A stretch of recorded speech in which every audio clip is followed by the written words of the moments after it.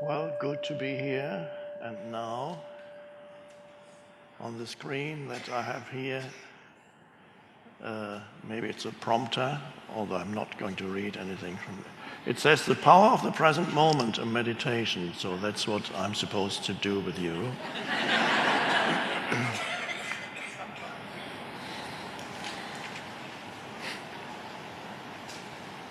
Now, this is not a meditation where you need to go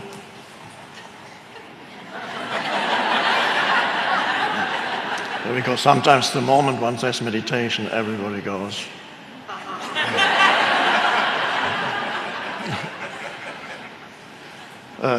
You can't sit like that all the time, but it's always the present moment. So with the present moment meditation, it's something slightly different.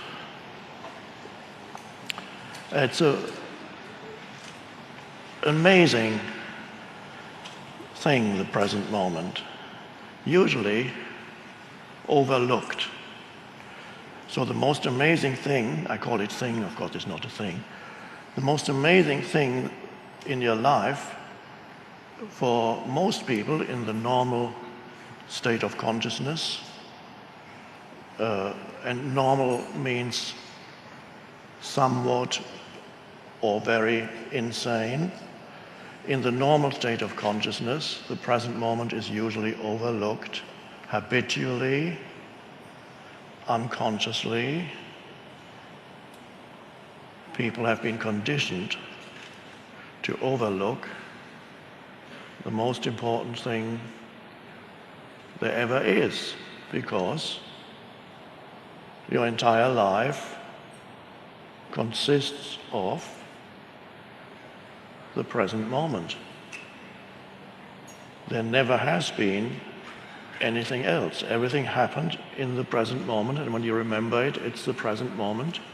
And when you think about the future, which of course never arrives as the future, it can only arrive as the present moment.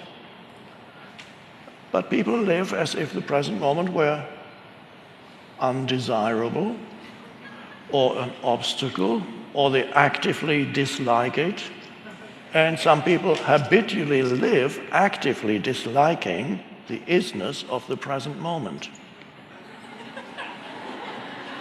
And that's their normal state of consciousness. Sometimes it's hidden. They smile.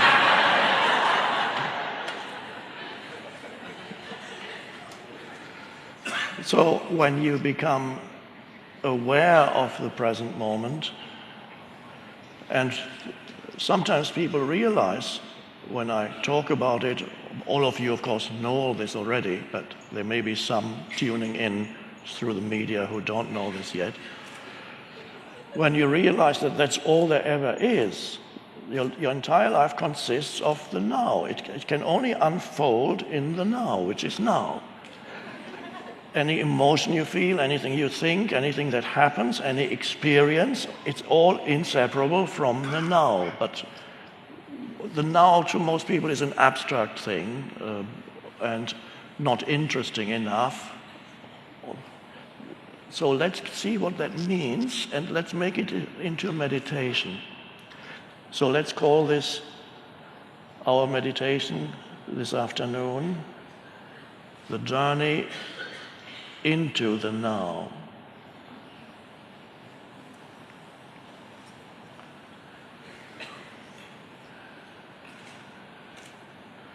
Usually when you talk about the now, then it's usually associated with, okay, the first thing that appears then in your awareness perhaps is your surroundings.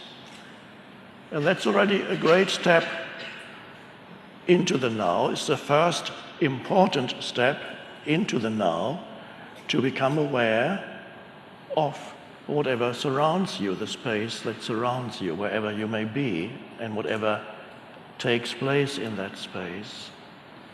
And you may notice when you become aware of those sense perceptions, because it's through sense perceptions that you become aware of whatever happens around you, that involves visual, auditory, and such to some extent the other senses too, the main ones being visual and the seeing and hearing.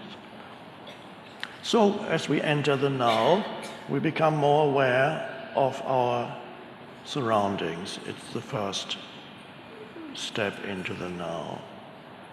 And now, when you do that, and let's do that now, just not thinking I'm going to practice now, no, just become more aware of your surroundings. It's no practice, and it's not a doing, it's just an awareness arises of this room, the people in this room, the man sitting on the chair, talking, the lights, beautiful arrangement there. And that is the space of now. So what the word to use is you acknowledge what is. And close to acknowledging, you go a little bit deeper, you appreciate what is. What before you probably overlooked completely. And that's already a wonderful thing, and there are some people who are not yet ready to go any deeper than that, and that's fine. It's enough to just go 2 steps into the now. Well, let's call it 3. People like the idea of steps. Let's call it step 1, you become more aware of your surroundings. Step 2, you acknowledge. And with the acknowledgement comes a sense of the goodness of the ways in which life manifests continuously around you. There is an aliveness in everything. Even in the middle of a city, you might say, oh, I prefer the forest or the beach or the mountains. But even in the middle of the city, whatever happens, all the movements in the middle of a city are manifestations of life. Life manifesting as human beings running around, as cars, as houses, buildings, and noise, and so on. And there's also something there that is fine. It's an acknowledgement of life. And then comes an appreciation. Oh, you might see something that you before had not appreciated. The sky, for example. How many times are you aware of the sky? And say, oh. And it's beautiful. And even a cloudy sky, there's always this light filtering through the clouds. Now, you might notice when you become aware of what I call the surface of now, which are the sensory perceptions that reveal the world to you, already a shift in consciousness happens, because now you're not thinking as much. You cannot be very much aware of sense perception and really be looking at the sky or at a tree or a flower or a street scene and be thinking a lot. You have to be really there as the presence. For example, now. So you simply acknowledge the totality of this room. And that's beautiful. And then you go a little deeper still. The next step takes you deeper. Then you can ask yourself, what else is there to the now apart from the things that arise in my sense perception? What else is there? Is there anything else? Is that what the now is? What appears in the now? No. It's what appears in the now, but it's not yet the now. So to become aware of the present moment, to become aware of sense perceptions is an important step, and some people are so out of touch with their surroundings, they are never where they are. They are in the stream of their thinking, with only enough attention not to bump into things. But that's all the attention they give. They can maneuver their way through the furniture or the streets, but most of their attention is on the stream of thinking. A lot of it, by the way, useless, you might have noticed, and a lot of that negative too. Critical, complaining, having an issue with this or that, thinking about an unpleasant person yesterday or 10 years ago, and thinking what might go wrong tomorrow or tonight. And all kinds of, it takes you, that consciousness is continuously being absorbed by thinking. And people are in the grip of the stream of thinking. It pulls you along, amplified these days by the digital gadgets. We might be talking about that a little later. The grip of compulsive thinking, where one thing after another arises in your mind and you identify with everything that comes into your mind. Amplified, as I said, by the digital stuff, which called, want your attention, this is important, another email coming in, a text message. It must be important. Somebody just posted something on Facebook. And you see a photo of a dinner plate, having dinner at such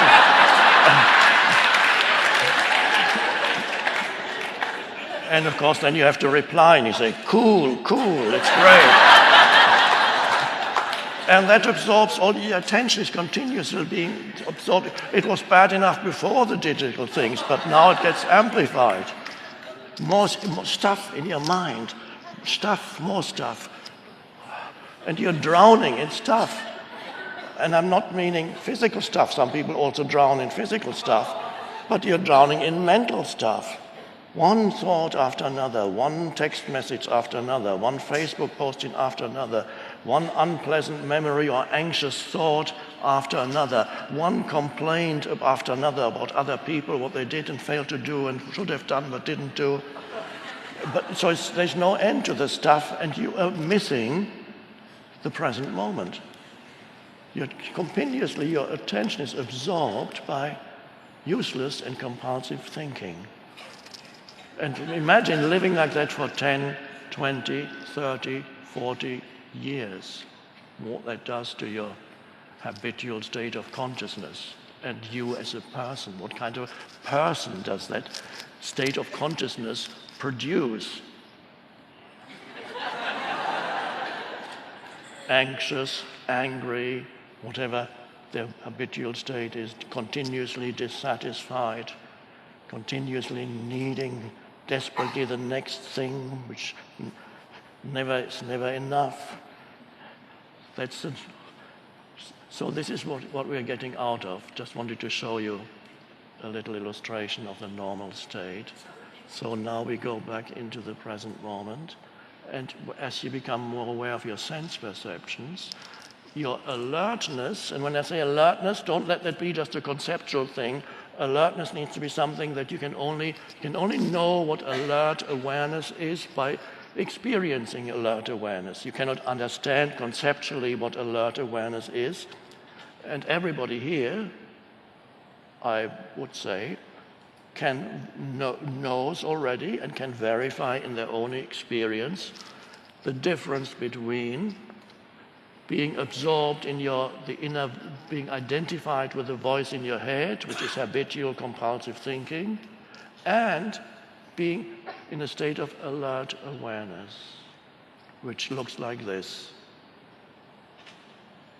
You don't have to look like that, I'm acting it out. I'm just wanting to give a visual representation of it. It goes. So what arises here is presence. When you become aware of your sense perceptions, there needs to be less thinking and more presence. So thinking subsides with that alertness that arises, and don't let it just be words now as I speak. You can verify in yourself that there can be a subtle shift from being involved in thinking into suddenly being fully here with your attention. So little thought now, because you can't be fully aware and be thinking. Now the next step down into the now is, as you become more aware of your sense perceptions, you may also sense the simple but beautiful fact that you are alive. And how do you sense that? That sometimes comes naturally as thinking subsides somewhat, alertness remains, and you can feel that there is an aliveness pervading your entire body. Subtle, somewhere, but you can sense that in your arms, your legs, your feet, there is an aliveness. And that can become part of your experience of the now. So now you begin to be present, what we could call present within and present without. So you can sense your own aliveness. If you can't sense it, ask yourself, for those few people here, probably very few, who cannot sense the inner energy field of the body, what I call the inner body, I ask sometimes, if you close your eyes, hold your hands like this, and ask yourself, how can I know without looking or moving my hands whether my hands are still there? It's a funny question. How can I know without looking at my hands or moving my hands or touching anything, how can I know that my hands are still there? And at that moment, you cannot get a conceptual answer for that. You can only get an experiential answer by suddenly experiencing an aliveness inside your hands. And your attention has moved from thinking, has disengaged from the movement of thought, and is flowing into your hands. And in the same way, if you can feel your hands, you can feel your feet at the same time. And that you can feel the entire body as a subtle energy field. And that's a lovely place to be. And that you begin to be more rooted in the now. And you are present within and without. Being in the body, I call that sometimes an anchor for staying present. It can be helpful because the mind is the egoic mind, the unconscious mind is very clever, and if you don't, especially as you begin to practice presence, if you don't have an anchor for the present moment, the mind will very quickly come in with a thought. And that thought could be anything, but it will claim to be extraordinarily important.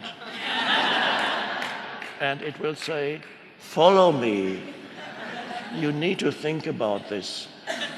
This requires your immediate attention at 3:30 in the morning in bed. And that thought, of course, may proliferate into other thoughts. Anxious thoughts, regretful thoughts. What about my whole life?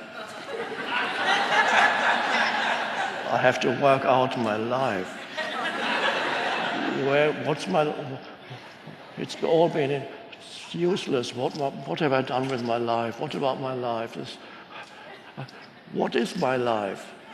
It's a mental construct that you call my life, and you miss the actual life in the present moment. But so you need to know that your thought it's very seductive and hypnotic, and it will come in and grab your attention again if you don't know what it's doing. But if you know that this is what it's doing, then you can say, not just say it, you can just be aware that there's another thought that wants to come in. And at that moment when there's an awareness, you don't have to follow the thought. You can just allow it to pass through your mind, and then it's gone again. And then you can say, my choice is to have my attention in the body, and you don't even have to verbalize that. The choice comes, you know that this is your choice, and then you're no longer suffering from an unpleasant, sleepless night. You're actually having a wonderful meditation and not asking that this moment should be any different from the way it is. And you sense the aliveness in your energy field. That's your life.